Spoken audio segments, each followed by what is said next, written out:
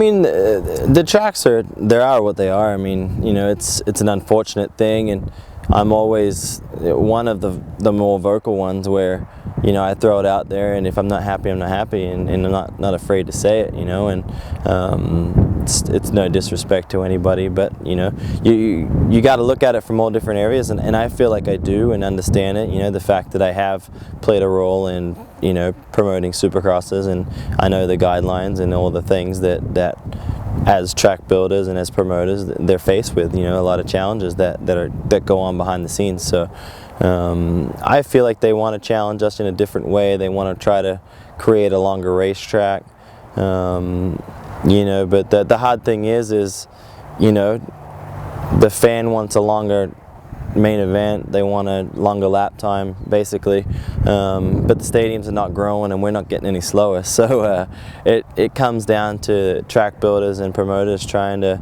you know, go out of the norm, I guess, and zigzag us throughout the stadium and you know, try to slow us down. So you respect that, but from a rider's point of view, you know, we're used to riding much different, you know, tracks during the week and testing and all that kind of stuff. So it is what it is, and I feel like the first one was a terrible racetrack in the fact that it just didn't allow a lot of, you know, kind of bar-to-bar close racing, and you could clearly see that even on track map before we even seen the racetrack. So and then moving on to Phoenix, I think, I don't know if it was a better track or just a track that it was a lot better than the first one. So, but I'm gonna base my opinion on kind of what I felt, and I felt like it was a pretty decent Phoenix track. I mean, Phoenix is notorious for drying up, getting, you know, dry and slick, and I felt like they did a great job of, you know, maintaining the moisture throughout the day. They kept the roof closed all the way until the night program, and so yeah, I think for the most part they did a great job at Phoenix, and you know, sure, there's always things that we can do better, you know, here, there, and little tweaks on things, but I think for the most part I thought Phoenix was a really decent track. Yeah, coming into this year, I mean, being a second-year team, I don't really ever look at it like that, you know, like, because at the end of the day, yeah, it's my team, and you know, we try to always step up and be a little more prepared and have, you know, a better understanding of, you know, all the guys that work on the team, and you know, working with the Honda for the second year. But for me as a rider, I think just coming in and knowing the bike, knowing the program, knowing the people, and then continuing that relationship into a second year, that's something that I unfortunately hadn't been able to do the 4 previous years. You know, it kind of bounced around there for a little bit, so it's never ideal. I'm not a big fan of, you know, kind of bouncing around race teams, but it just, yeah, found myself in the wrong place at the wrong time, I guess, and whether it was economy, budgets, or race team and personnel that I didn't enjoy being around, you know, one way or the other, I found myself, you know, jumping from boat to boat. So yeah, I mean, for the most part, I feel like we have a pretty good hold of everything, and I just feel like we have more tools to work with, and that's really with our relationship extending into, you know, into this year with, you know, factory bikes and factory, you know, equipment from American Honda. I think that really helps us.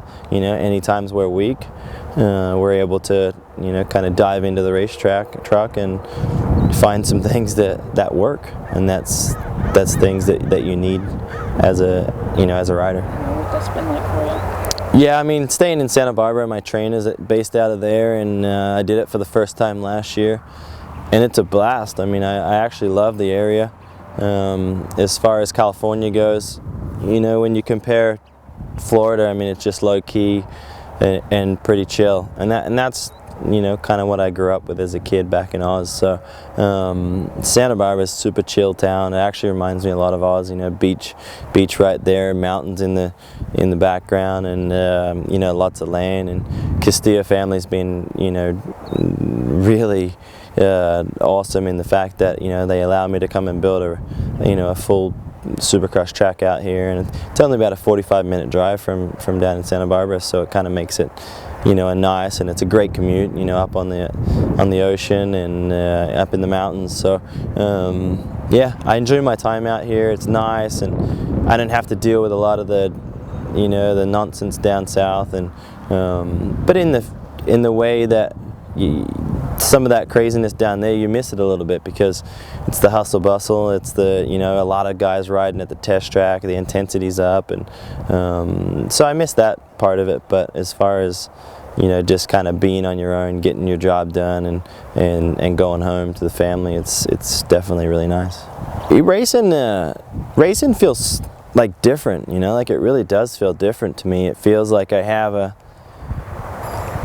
I don't know if I'd say I'm more appreciative, because I feel like I've always been appreciative, but maybe that feeling, you know, maybe I really wasn't as appreciative, or maybe I just have a better, more real appreciation of kind of what we do. And Tate brings, I think, the best out of me, and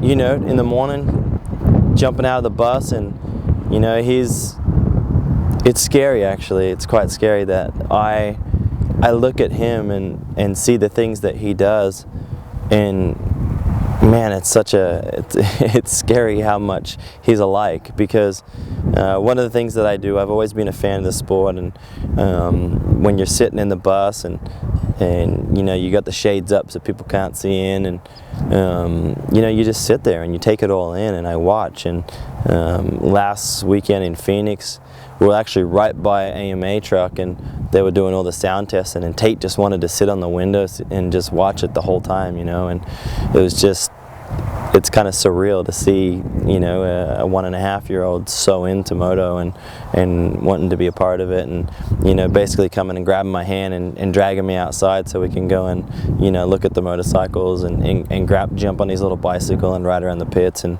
check stuff out. So I feel like I'm really relaxed at the races, you know, and at this point in the season, it's a pretty stressful part of the season, you know. Normally you're kind of like, you know, you're getting all crazy, and you're thinking about the points, and you're thinking about where you're going, and I just don't feel like I have that pressure anymore, you know. Like the pressure's obviously there for me, because I want to achieve winning races and winning this Supercross title, but for the most part, it's been such a great experience, you know. And you go from the first race where I was second, and you know, second race where it wasn't that great and I was fifth, and it just, I just feel calm, and I'm excited to go to this weekend and see what the challenges, you know, this weekend bring, and enjoy it with Tate. So yeah, it's an enjoyable time to be a, you know, racer, owner, father, husband, you know, all the above.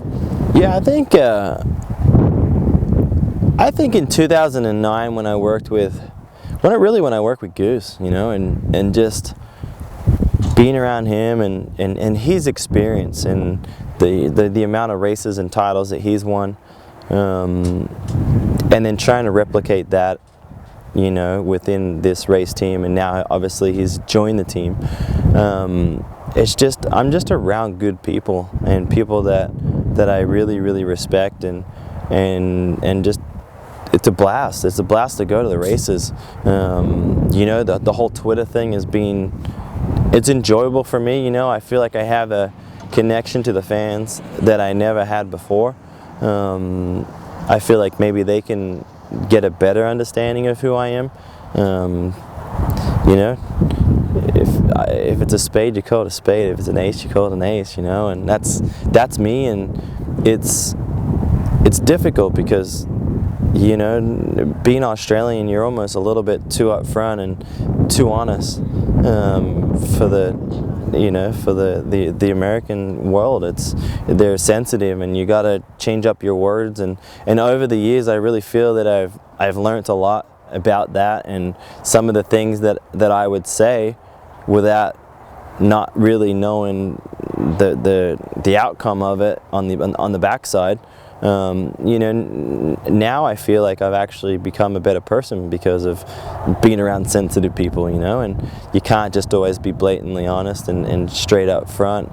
You gotta, you know, I think you can be that and you have to be that, but there's a way to do it, and I feel like I've learned that way more than anything. So yeah, it's fun for me, the whole Twitter thing, and you know, the fans seem to appreciate it a lot, and I do as well. I mean, there's, you know, when you're sitting there, and I mean 24/7, you can't just be thinking moto, and you just can't be, you know, doing something and occupied 100%. So I like to just sit there on my phone, whether I'm a passenger and just chilling down the road, and try to interact a little bit with, you know, some friends, fans, family, whatever, and people can, you know, it's obviously all out there in the open, people can see it.